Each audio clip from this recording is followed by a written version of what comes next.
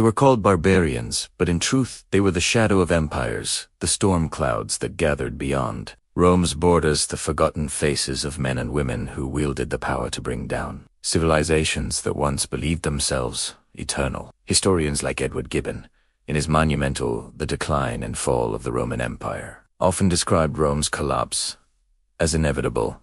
But what he and later scholars such as Peter Heather and Mary Beard highlight is something far more terrifying. The fall came not only from within but also from without, from peoples who were meant to be erased, who fought with such ferocity that their names still echo centuries later. Tonight, you are going to hear the story of those peoples, the ones Rome tried to bury under silence, but whose victories shook the very foundations of the ancient world. And trust me, once you hear their stories, you will never look at the word barbarian the same way again. It all begins on the fringes of Rome, where the empire met the wilderness, where order met chaos. Rome called them parpare, a word that simply meant foreigners, but which the empire twisted into a slur, branding entire nations as uncivilized, as beasts clothed in human skin. Yet, these so-called barbarians were not the savagest.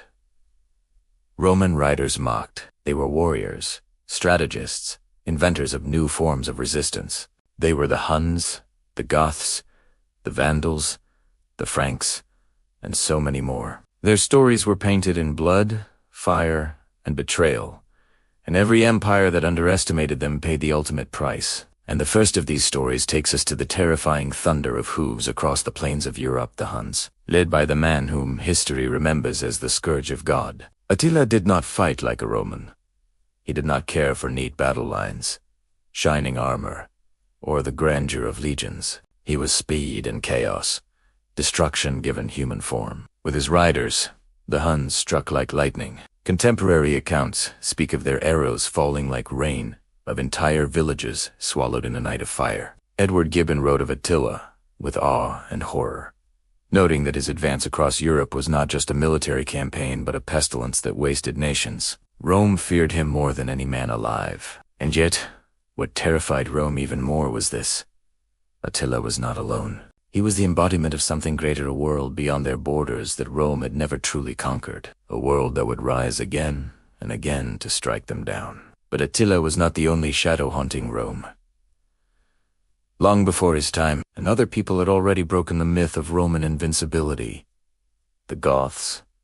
Imagine the arrogance of an empire that had ruled for centuries, believing its armies invincible, its power absolute. And then imagined that same empire watching in horror as an army of Goths, once mere refugees seeking safety within Rome's borders, rose up to destroy them at the Battle of Adrianople in 378 AD. Ammianus, a Roman historian who lived through the event, described it as a catastrophe, a day when the sun itself seemed to dim over the empire. The Eastern Roman Emperor Valens was slain, and 2/3 of the Roman army lay dead on the battlefield. It was not just to defeat it, was the moment Rome realized it could bleed. Peter Heather, in his work The Fall of the Roman Empire, argues that Adrianople was more than just a battle. It was the beginning of the end, proof that the Roman military machine, once the terror of the world, could be shattered by the fury of a so-called barbarian people. From that moment on, the Goths were no longer outsiders. They were a force Rome could not control. And years later, under the leadership of Alaric, the Visigoths would march into the heart of the empire itself and do the unthinkable: sack the city of Rome in 410 AD. The Eternal City, the heart of the empire, the symbol of all Roman greatness, burned. Saint Jerome, upon hearing the news, wrote, "The city which had conquered the world was itself conquered." This moment was not merely symbolic. It was psychological warfare of the highest order. If Rome could fall, then what was left of its divine destiny? What was left of the illusion that it would last forever? The sack of Rome shattered the myth of eternity, and it was the Goths, the supposed barbarians, who struck that fatal blow. And yet, they were not alone in rewriting history, for another people soon followed, carving their name into the ruins of empire: the Vandals. The Vandals are perhaps the most slandered of all Rome's enemies. Even today, the word vandalism comes from their legacy, as if their entire existence was nothing but destruction. But this is a lie, carefully crafted by Rome and later Christian chroniclers. In truth, the Vandals were not just destroyers. They were builders. After crossing into North Africa, they established a kingdom so wealthy and powerful that it rivaled the empire itself. Carthage, once the jewel of Rome's African provinces, became their capital. For nearly a century, they ruled the seas, their fleets daring to strike even at the heart of Rome. And in 455 AD, under King Genseric, the Vandals did the unthinkable. They returned to Rome and sacked it once more. Mary Beard, in her studies of Roman history, reminds us that the word Vandal was propaganda, a way to demonize a people who had humiliated the empire. In reality, the Vandal kingdom was sophisticated, with trade networks, culture, and even religious tolerance. But because they dared to challenge the empire, history painted them as monsters. Yet, for the Roman people who lived through those years, the Vandals were a nightmare come true, a barbarian power that had risen from the margins to rival the empire itself. And then came the Franks, a people who did not simply destroy Rome, but outlived it. The Franks, once dismissed as raiders and thieves along the Rhine, eventually carved out a kingdom that would become the foundation of medieval Europe. Under Clovis, they embraced Christianity, not as Rome had known it, but as their own weapon of legitimacy. They were barbarians.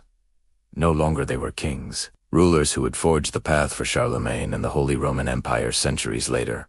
Rome may have tried to erase them,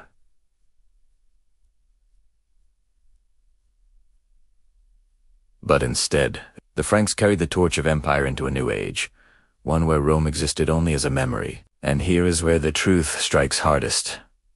These peoples were not erased. Rome tried to bury them in insults, to call them barbarians, Vandals, pests. But they were not the end of civilization, they were its continuation, its transformation.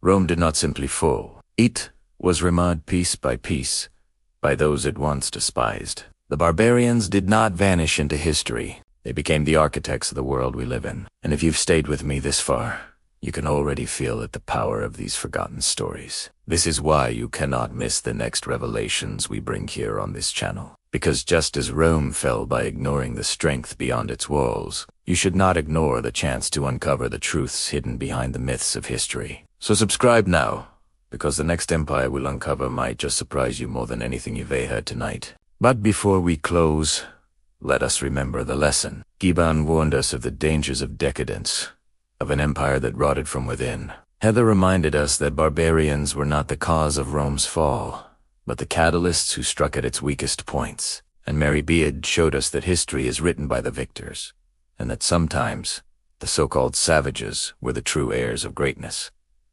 Rome did not die in silence. It fell screaming under the weight of those it called barbarians. So the next time you hear the word barbarian, remember the Goths who shattered the illusion of Roman invincibility, the Huns who rode like storms across the land, the Vandals who built kingdoms from the ashes, and the Franks who transformed Europe forever. They were not outsiders to history, they were history. And perhaps, in the shadows of our own empires today, there are new barbarians, waiting, watching, ready to rise. This is not just the story of Rome as enemies it. It's the story of the cycle of power, of the eternal truth that no empire lasts forever.